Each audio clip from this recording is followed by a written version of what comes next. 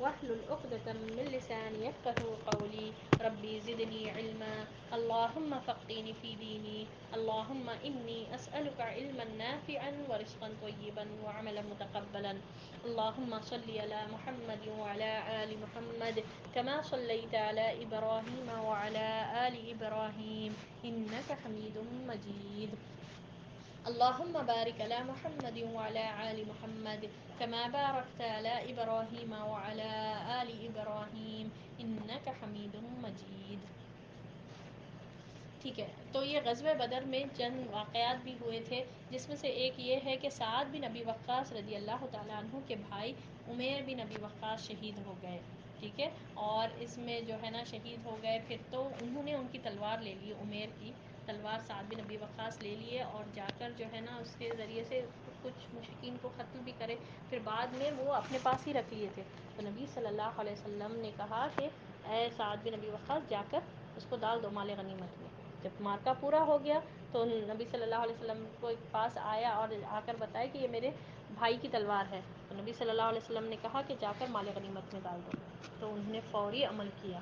ٹھیک ہے، اور فوری عمل کیا. پھر بعد میں جب ہے نا کس طرح سے مال غنیمت کا ڈسٹریبیوشن ہوگا، کیونکہ فرسٹ جنگ تھی، معلوم نہیں تھا کہ ڈسٹریبیوشن کیسا ہے، کیسا ہوگا، کیا ہوگا.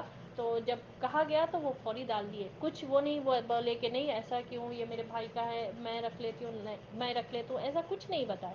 سعد بن ابی وقاص فوری عمل کرے اور ڈال دیے. پھر بعد میں جب مال غنیمت کا ڈسٹریبیوشن ہوا تو نبی صلی اللہ علیہ وسلم نے ان کو بلا کر کہا کہ اے سعد لے لو اپنے بھائی کی تلوار. سبحان اللہ. اس میں یہ پتہ چلتا دیکھیے کہ ادھر حکم آیا، فوری حکم دیا گیا تو فوری ڈال دیے. پھر جب اللہ کی طرف سے حکم آیا کہ مال غنیمت کا ڈسٹریبیوشن کیسا ہوگا، اور ہم کو معلوم ہے کہ اس کا ذکر سورۃ الانفال میں ہے. فرسٹ آیت میں بتا دیا گیا کہ مال غنیمت کو کس طرح سے ڈسٹریبیوٹ کیا جائے گا. ٹھیک ہے، آگے ہم پڑھیں گے کہ کب ہوا تھا یہ مال غنیمت، کیونکہ راستے میں ہی پورا ڈسٹریبیوشن ہو گیا تھا مال غنیمت کا ڈسٹریبیوشن. تب ان کو جب نبی صلی اللہ علیہ وسلم نے کہا کہ ساتھ جا کر اٹھا لو. تو سبحان اللہ یہ ہم کو یہ ایک واقعہ پتہ چلتا، اور ایک یہ پتہ چلتا کہ آپ صلی اللہ علیہ وسلم جب نکلے تھے مدینہ سے، سبحان اللہ جب دیکھے کہ 313 لوگ جو ہے نا اتنی تعداد میں نکلے ہیں اور بہت سے لوگ پیدل ہیں، اللہ کی راستے میں اللہ کی رضا کے لیے نکلے، اللہ کے دین کو، اللہ کے کلمے کو بلند کرنے کے لیے نکلے. تو نبی صلی اللہ علیہ وسلم نے دعا کی، اے اللہ یہ لوگ تیرے راستے میں تیری رضا کے لیے نکلے ہیں، یہ لوگ پیدل ہیں اللہ تو ان کو سواری عطا فرما. یہ آپ صلی اللہ علیہ وسلم کی دعا تھی. اور پھر آپ صلی اللہ علیہ وسلم نے کہا یہ برہنہ ہے، ان کو تو کپڑے عطا فرما. کئی صحابہ رضی اللہ تعالیٰ عنہم کے پاس کپڑے بھی نہیں تھے، بس ایک چادر تھی جو وہ لے کر، اور اسی طرح وہ جنگ میں بھی اسی طرح شریک تھے. اللہ اکبر کبیرہ. اور آپ صلی اللہ علیہ وسلم نے دعا فرمائی کہ اے اللہ ان کے یہ بھوکے ہیں، ان کو تو سیر کر دے، یعنی ان کو تو پیٹ بھر رزق عطا فرما دے. اور سبحان اللہ واپسی میں بدر سے جب واپس ہوئے، سب کے پاس ایک شخص کے پاس ایٹ لیسٹ 2 اونٹیں تھے. اللہ اکبر. اور سب کو رزق بھی ملا، بہت زیادہ مال غنیمت آیا. تو بہرحال یہ چند واقعات ہیں، اور آگے بھی انشاءاللہ اکارڈنگلی ہم ڈسکس کر لیں گے. یوم الفرقان کے بعد آج ہماری جو ٹاپک ہے فریقین کی مقتولین. فریقین یعنی 2 گروپس، یہ جو 2 گروپس تھے مشرکین اور مسلمانوں کے جو 2 گروپس کے مقتولین، ان میں کون کون قتل ہوئے تھے. اس مارکے میں 14 مسلمان شہید ہوئے، 6 مہاجرین اور 8 انصار. ٹوٹل کتنے ہوئے؟ 14 مسلمان شہید ہوئے. ٹھیک ہے، 6 مہاجرین میں سے تھے اور 8 انصار میں سے تھے. انہیں میدان بدر میں ہی سپرد خاک کر دیا گیا. ان کی خبریں اب بھی معروف ہیں، یعنی ابھی بھی اگر آپ بدر جائیں گے تو آپ کو بتا دیا جائے گا یہ 14 لوگ وہیں پر بدر میں میدان میں ہی وہاں پر ان کی خبریں ہیں. سبحان اللہ. اور معروف ہے وہ خبریں. مشرکین کے 70 آدمی مارے گئے اور 70 قید ہوئے. مرنے والوں میں زیادہ سربرآوردہ قسم کے لوگ تھے. اللہ اکبر. سربرآوردہ یعنی کہ فیمس لوگ تھے، بڑے بڑے سردار تھے. ان میں سے 24 سرداروں کے لاشوں کو کھینچ کر بدر کے ایک گندے خبیث کنویں میں پھینک دیا گیا. رسول اللہ صلی اللہ علیہ وسلم نے 3 روز بدر میں قیام فرمایا. اس کے بعد جب واپسی کے لیے تیار ہوئے تو اس کنویں کے منڈیر پر آ کر کھڑے ہو گئے اور ان سرداروں کا نام لے لے کر پکارا، اے فلاں کے بیٹے فلاں اور اے فلاں کے بیٹے فلاں، کیا تمہیں یہ بات اچھی لگتی ہے کہ تم نے اللہ اور اس کے رسول صلی اللہ علیہ وسلم کی اطاعت کی ہوتی، کیونکہ ہم سے ہمارے رب نے جو وعدہ کیا تھا اسے ہم نے برحق پایا، تو کیا تم سے تمہارے رب نے جو وعدہ کیا تھا اسے تم نے برحق پایا؟ حضرت عمر رضی اللہ تعالیٰ عنہ نے کہا، اے اللہ کے رسول صلی اللہ علیہ وسلم، آپ ایسے جسموں سے کیا باتیں کر رہے ہیں جن میں روح ہی نہیں؟ آپ صلی اللہ علیہ وسلم نے فرمایا، میں جو کچھ کہہ رہا ہوں اسے تم لوگ ان سے زیادہ نہیں سن رہے ہو، لیکن یہ لوگ جواب نہیں دے سکتے۔ اللہ اکبر کبیرہ۔ یہ تھا آپ صلی اللہ علیہ وسلم نے کیا کیا۔ پہلے تو اس معرکے میں مسلمانوں کی طرف سے 14 شہید ہوئے تھے اور مشرکین کی طرف سے 70 میں سے بھی بڑے بڑے فیمس، بڑے بڑے سردار قسم کے، سیلیبریٹیز قسم کے لوگ قتل کیے گئے، مر گئے، جس میں سے 24 کو ایک گندے کنویں میں پھینک دیا گیا۔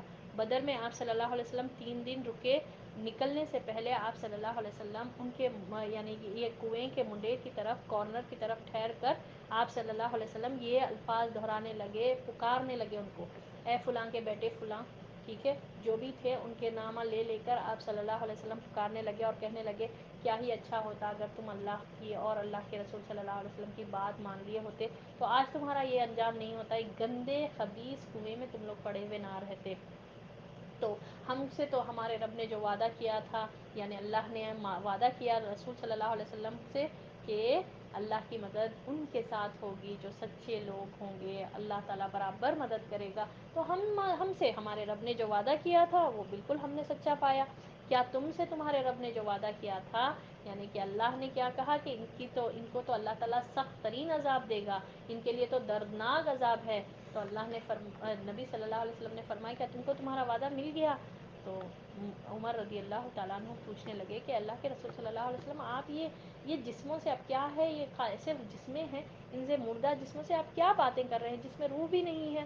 تو آپ صلی اللہ علیہ وسلم نے فرمایا، میں جو کچھ کہہ رہا ہوں اسے تم لوگ جیسے سن رہے ہیں اسی طرح یہ لوگ بھی سن رہے ہیں، مگر فرق یہ ہے کہ یہ جواب نہیں دے سکتے، یعنی سنایا گیا، یہ اللہ کی طرف سے تھا، یہ صرف محمد صلی اللہ علیہ وسلم کے لیے خاص تھا کہ اللہ تعالیٰ کس طرح سے ان کو سنائے، وہ اللہ کے اذن سے ہوتا ہر چیز، ٹھیک ہے۔ اب یہ نہ سمجھے ہم بھی جا کر قبروں پر جا کر سب کو پکاریں اور اسی کو ہم دلیل بنا کر، قبرستان بنا کر قبروں پر جا کر اپنی دعائیں مانگے، اپنے لوگوں کو پکارے۔ اللہ کی یہ صرف اور صرف محمد صلی اللہ علیہ وسلم ایک خاص اللہ کے بندے ہیں، چنے ہوئے بندے ہیں، اللہ کے رسول ہیں، آپ صلی اللہ علیہ وسلم کے لیے ہی خاص تھا یہ، ٹھیک ہے۔ اس کے بعد کوئی صحابی ایسا کچھ کام نہیں کرے، مشرکوں کو پکار کر یہ سب چیز نہیں ہوئی، سب صرف محمد صلی اللہ علیہ وسلم کے لیے خاص ہے، ٹھیک ہے۔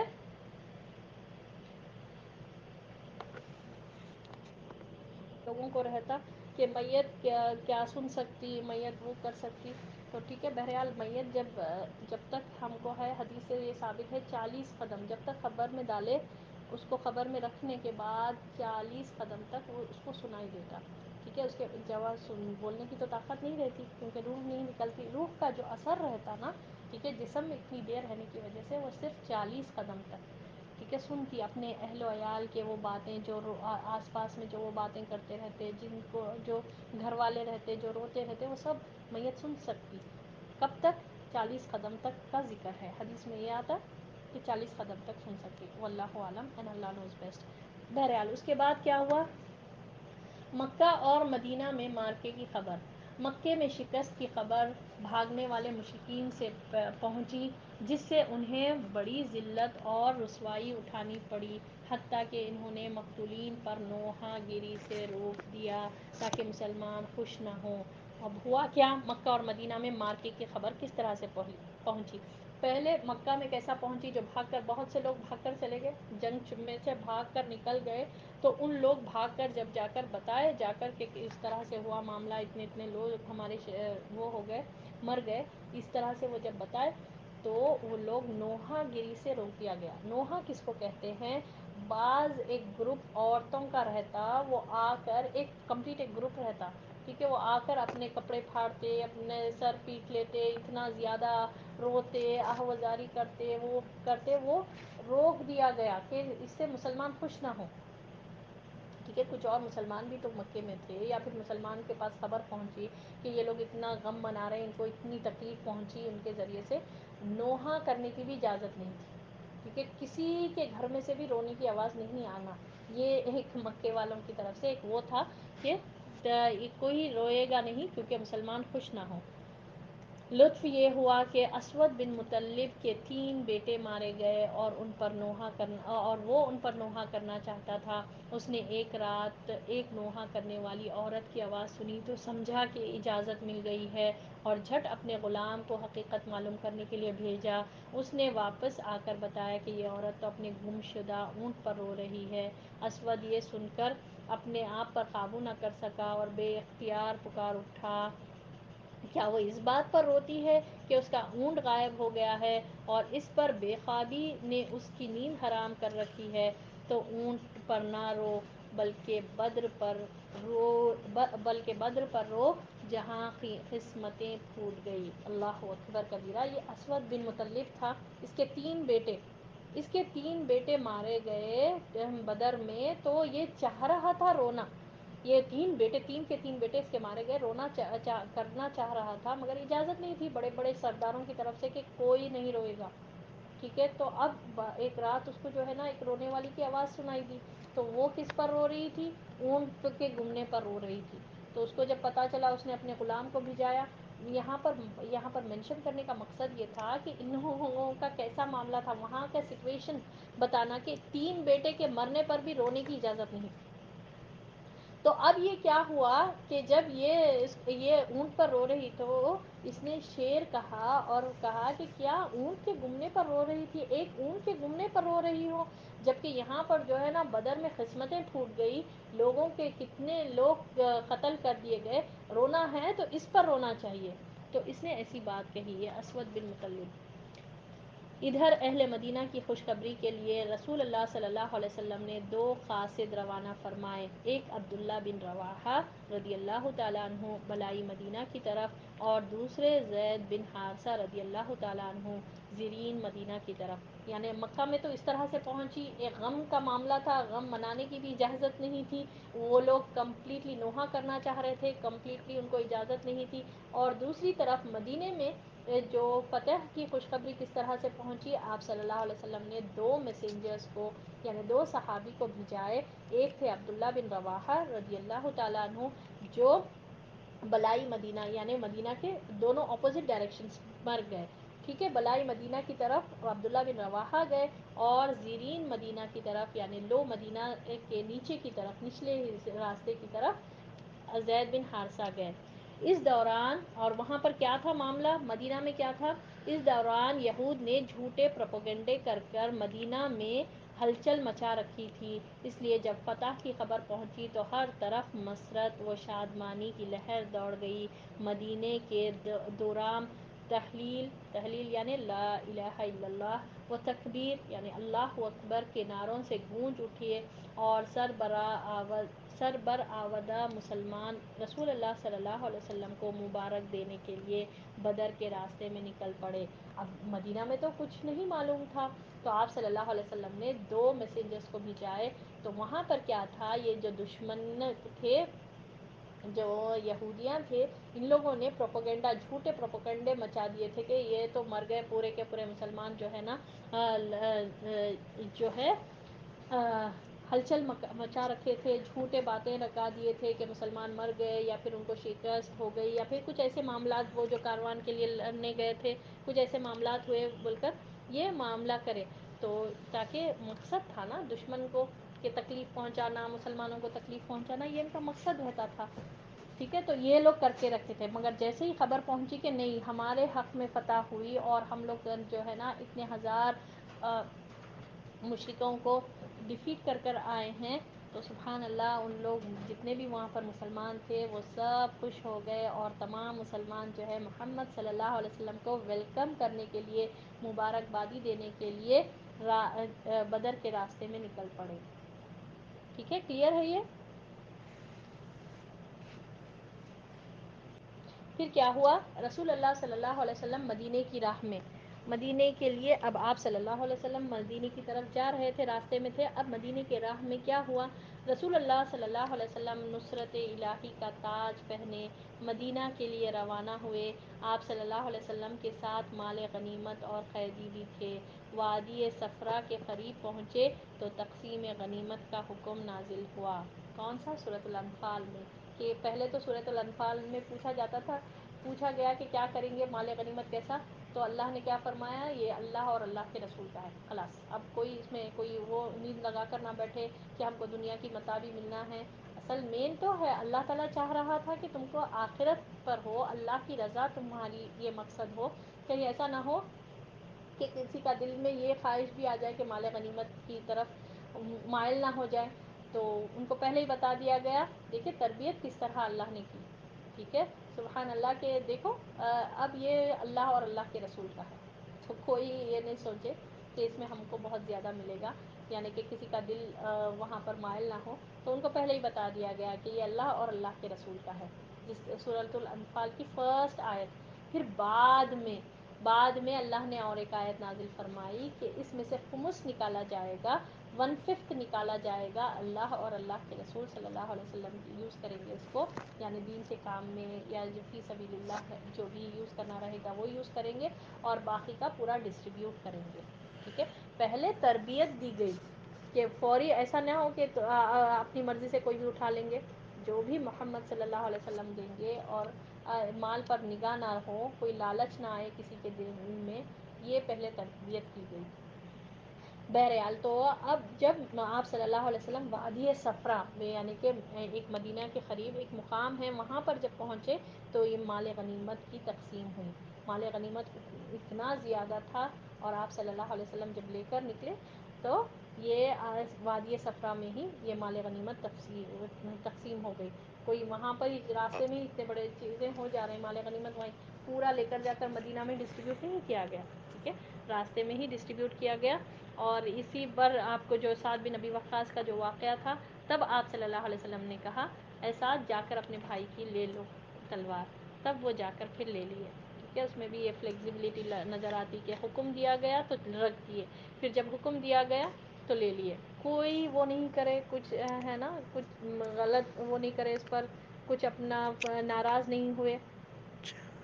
ٹھیک ہے، یہ ایک ہم کو پتہ چلتا. اب اس کے بعد کیا ہوا، حکم نازل ہوا. چنانچہ آپ صلی اللہ علیہ وسلم نے خمس نکال کر، یعنی 1/5 نکال کر باقی مال غنیمت غازیوں پر تقسیم فرما دیا. غازیاں کس کو کہتے ہیں، یعنی جو غزوے میں جو شریک ہیں ان کو غازیاں کہتے ہیں. پھر وادی صفرا میں پہنچ کر نضر بن حارث کو قتل کرنے کا حکم دیا. یہ کون تھا؟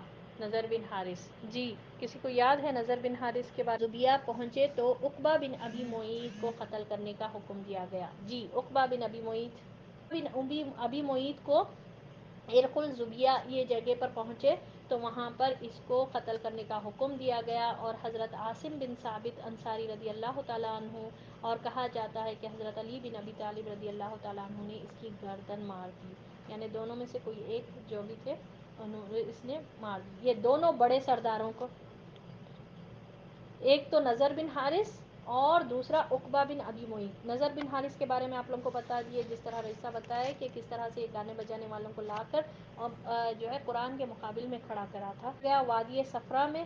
اور کس کو؟ عقبہ بن ابی معیط، جو نبی صلی اللہ علیہ وسلم کو بہت زیادہ اذیتیں دیتا تھا. اس کو قتل کرنے کا حکم اللہ کی طرف سے آیا. وردہ مسلمان جو رسول اللہ صلی اللہ علیہ وسلم کو مبارکباد دینے کے لیے نکلے تھے، مقام روحا میں آپ صلی اللہ علیہ وسلم سے ان کی ملاقات ہوئی، اور وہاں سے مدینہ تک انہوں نے آپ صلی اللہ علیہ وسلم کی قیادت میں سفر طے کیا. اور اس طرح آپ صلی اللہ علیہ وسلم مدینہ میں یوں مظفر اور منصور، مظفر یعنی کامیاب ہو کر، اور منصور جس کی مدد کی گئی، داخل ہوئے کہ ہر دشمن پر آپ صلی اللہ علیہ وسلم کی دھاک بیٹھ گئی. اور اس کی وجہ سے بہت سے لوگ حلقہ بگوش اسلام بھی ہو گئے. اسی موقع پر عبداللہ بن ابی اور اس کے ساتھیوں نے بھی دکھاوے کے لیے اسلام قبول کر لیا. کیوں تھا یہ دکھاوا؟ کہ اب اسلام غالب ہو رہا ہے، کہیں ایسی نہ ہو کہ ان کی تو پوری ہوا ہی وہ ہو جائے. تو انہوں نے بھی کیا کرا، اب یہ منافقین تھے نا، تو جہاں پر جب دیکھتے تھے کہ غلبہ ہو رہا تو اس طرف پلٹ جاتے تھے. تو اسی موقع پر جب آپ صلی اللہ علیہ وسلم بدر کے فتح سے داخل ہوئے مدینہ میں، تو یہ دیکھ کر مسلمانوں کا غلبہ دیکھ کر، مسلمانوں کو اللہ نے یہ جو فتح، جو نصرت آپ صلی اللہ علیہ وسلم کو حاصل ہوئی، یہ دیکھ کر عبداللہ بن ابی اور اس کے ساتھیوں نے بھی دکھاوے کے لیے اسلام قبول کر لیا. جب دیکھا کہ اسلام غالب ہو گیا تو ان لوگوں نے بھی جو ہے نا دکھاوے کے لیے اسلام قبول کر لیا. ٹھیک ہے، کلیئر ہے یہاں تک؟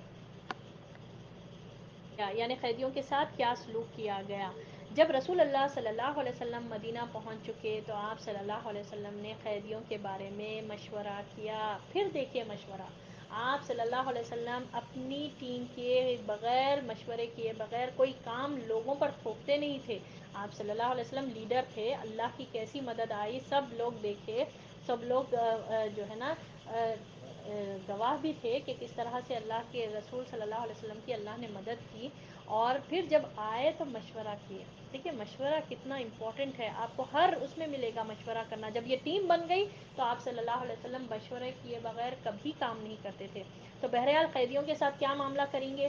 اب ایک تھا قیدیاں جب مدینہ میں آ گئے تو نبی صلی اللہ علیہ وسلم نے مسلمانوں سے جب مشورہ کیا تو حضرت ابو بکر رضی اللہ تعالیٰ عنہ نے فدیہ لینے کی رائے دی، اور حضرت عمر رضی اللہ تعالیٰ عنہ کی رائے یہ تھی کہ انہیں قتل کر دیا جائے. اور دراصل یہی اللہ کی بھی رائے یہی تھی، اور اللہ نے اسی بات کو پسند فرمایا جس کا ذکر اللہ نے سورۃ الانفال میں فرمایا ہے. رسول اللہ صلی اللہ علیہ وسلم نے فدیہ لینا طے کیا. یہ فدیہ 4000 سے 3000 اور کم از کم 1000 درہم تک تھا، اور ان میں سے جو لکھنا پڑھنا جانتے تھے ان کا فدیہ یہ قرار دیا گیا کہ وہ 10 مسلمان بچوں کو لکھنا پڑھنا سکھا دیں. بعض قیدیوں پر احسان کیا گیا اور ان سے فدیہ لیے بغیر رہا کر دیا گیا. نبی صلی اللہ علیہ وسلم کی صاحبزادی حضرت زینب رضی اللہ تعالیٰ عنہا نے اپنے شوہر ابو العاص کے فدیے میں جو مال بھیجا اس میں ایک ہار بھی تھا. یہ ہار حضرت خدیجہ رضی اللہ تعالیٰ عنہا کا تھا. انہوں نے حضرت زینب رضی اللہ تعالیٰ عنہا کو ابو العاص کے پاس رخصت کرتے وقت یہ ہار انہیں دیا تھا. جب رسول اللہ صلی اللہ علیہ وسلم نے اسے دیکھا، یعنی اس ہار کو دیکھا، تو آپ صلی اللہ علیہ وسلم پر بڑی رقت طاری ہو گئی، یعنی آپ صلی اللہ علیہ وسلم بہت ایموشنل ہو گئے. اور آپ صلی اللہ علیہ وسلم نے صحابہ رضی اللہ تعالیٰ عنہم سے اجازت چاہی کہ ابو العاص کو بلا فدیہ چھوڑ دیں. صحابہ رضی اللہ تعالیٰ عنہم نے ایسا ہی کیا. چنانچہ آپ صلی اللہ علیہ وسلم نے ابو العاص کو اس شرط پر رہا کر دیا کہ وہ زینب بنت رسول اللہ صلی اللہ علیہ وسلم کی راہ چھوڑ دیں گے. ابو العاص نے مکہ جا کر ان کا راستہ چھوڑ دیا اور وہ مدینہ ہجرت کر کر آ گئیں. تو بہرحال قیدیوں کا کیپٹیوز ان کے ساتھ کیا معاملہ کیا گیا. ابو بکر رضی اللہ تعالیٰ عنہ کا مشورہ یہ تھا، رائے یہ تھی کہ ان سے فدیہ لیا جائے. عمر رضی اللہ تعالیٰ عنہ کی رائے یہ تھی کہ ان کو قتل کر دیا جائے. تو بہرحال آپ صلی اللہ علیہ وسلم نے ان کے ساتھ 3 معاملہ کیا کہ بعض لوگوں سے فدیہ لیا گیا، یعنی کچھ پیسے لیے گئے، اور کتنا تھا یہ میگزیمم 4000 سے 4000 جو ہے میگزیمم تھا، اور منیمم 1000 درہم تو دینا ہی پڑتا. اگر کسی کیپٹیو کو چھڑانا ہے، اور وہ طے کرتے تھے مسلمان جو جتنا بڑا لیڈر رہتا تھا اس کے لیے، اگر وہاں سے مکے سے اتنے پیسے ہمارے پاس آنا ہوگا، ٹھیک ہے، 1000 سے 4000 یہ رکھا گیا. منیمم 1000 درہم اور میگزیمم جو رکھا گیا تھا وہ 4000 درہم. تو اب اس میں اور بھی یہ رکھایا یہ گیا تھا کہ اگر کوئی فدیہ میں کوئی دینے کے قابل نہیں ہے تو اسے چاہیے کہ اگر آپ اس کو آزاد ہونا ہے، یہاں سے جانا ہے بچ کر، تو اس کو چاہیے کہ 10 مسلمان بچوں کو پڑھائیں. ٹھیک ہے، تو یہ ہے. بعض قیدیوں پر تو احسان کیا گیا، فار ایگزامپل ابو العاص رضی اللہ بعد میں یہ ایمان لے کر آئے، نبی صلی اللہ علیہ وسلم کے داماد تھے، ابھی آئے نہیں. ٹھیک ہے، قبیلے کی مجبوری کی طرف سے، ان لوگوں کی طرف سے وہ لوگ مجبور کرے تھے کہ نہیں آپ کو بھی چلنا ہوگا. تو بہرحال آئے تھے، انٹرسٹڈ تو نہیں تھے جانے کے لیے. ابو العاص جو نبی صلی اللہ علیہ وسلم کے داماد تھے، زینب جو نبی صلی اللہ علیہ وسلم کی بیٹی ہے ان کے شوہر تھے یہ. تو اب ابو العاص کو کے فدیے میں زینب جو ہے مکے سے وہ ہار بھی جاتے جو نبی صلی اللہ علیہ وسلم اور خدیجہ رضی اللہ تعالیٰ عنہ ان کی شادی میں ان کی رخصتی کے ٹائم پر ان کو دیا گیا تھا. تو اب وہ ہار ہی بھیج دے ان کے پاس تھا.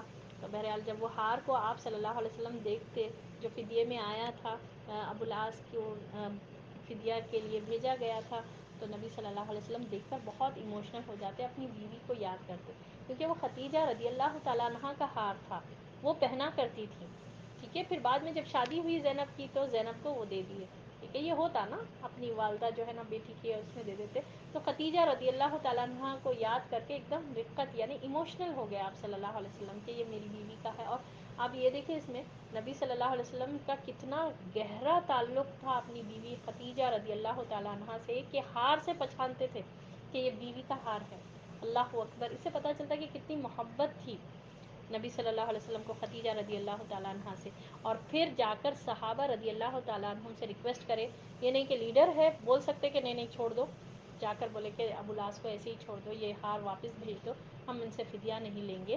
تو اس طرح ان پر احسان کیا گیا. اور ہاں شرط یہ رکھے کہ زینب کو بھیج دینا یہاں پر واپس، زینب کو اب روک کر نہیں رکھنا. تو انہوں نے ایسا ہی کیا. تو اس سے یہ پتہ چلتا کہ کتنا عہد کی اہمیت ہے، کہ انہوں نے جا کر وہاں سے پلٹ بھی جا سکتے تھے ابو العاص، مگر ابو العاص جب وہ پہنچے مدینہ مکہ جب پہنچے تو زینب بنت محمد صلی اللہ علیہ وسلم کو مدینہ بھیج دیا اور وہ ہجرت کر کر مدینہ آ گئی. ٹھیک ہے. بعد میں ابو العاص بھی آ جاتے، ہم دیکھیں گے انشاءاللہ بعد میں. ٹھیک ہے. یہاں تک ہی رکھیں گے آج کا سبق. اور آپ دیکھیے یہاں پر جو اہمیت یہ جو دکھایا جاتا کہ فدیے میں 10 مسلمانوں بچوں کو پڑھایا جاتا، اس سے علم کی اہمیت ظاہر ہوتی، علم کی اہمیت ہم کو پتہ چلتی. آف کورس علم کی اہمیت ہے، تو علم حاصل کرنا، دنیا کا علم، یہ تو اس میں کوئی وہ رائے نہیں ہے، ہم روکتے نہیں ہیں، مگر علم جو ہے نا، علم اصل جو ہے نا، کسی بندے کو یہ علم نہیں ہے جو ہے اصل قرآن کا علم، وہ قرآن کا علم نہیں جانتا اور دنیا کے بڑے بڑے ڈگریاں حاصل کر رہا ہے اور دین کے معاملے میں پیچھے ہے، تو اس سے بڑا جاہل کوئی نہیں، اس سے بڑا جاہل کوئی نہیں، چاہے وہ ملینئر کیوں نہ ہو، چاہے وہ وربل ہی مسلمان کیوں نہ ہو، مگر اس کو علم یعنی قرآن کا علم نہیں ہے تو اس نے کچھ نہیں حاصل کیا، کیونکہ اس نے آخرت کو اپنا منزل ہی نہیں بنایا. اس کی منزل تو دنیا ہے، تو دنیا تو اس کو مل جائے گی. تو اللہ سے دعا ہے کہ اللہ ہم کو علم عطا فرمائے، جو قرآن کا علم ہے اللہ ہم کو اس کی حق ادا کرنے والا بنائے. اور اس کا حق کیا ہے، اس کو پڑھیں، سمجھیں اور پھر سمجھ کر عمل کریں، عمل کر کے پھر دوسروں تک پہنچائے. اللہ ہم کو انہی لوگوں میں شمار فرمائے. آمین یا رب العالمین. وآخر الدعوانا الحمد للہ رب العالمین. سبحان ربک رب العزت عما یصفون وسلام علی المرسلین والحمد للہ رب العالمین. سبحانک اللہم وبحمدک، نشہد ان لا الہ الا انت، نستغفرک ونتوب الیک. السلام علیکم ورحمۃ اللہ وبرکاتہ.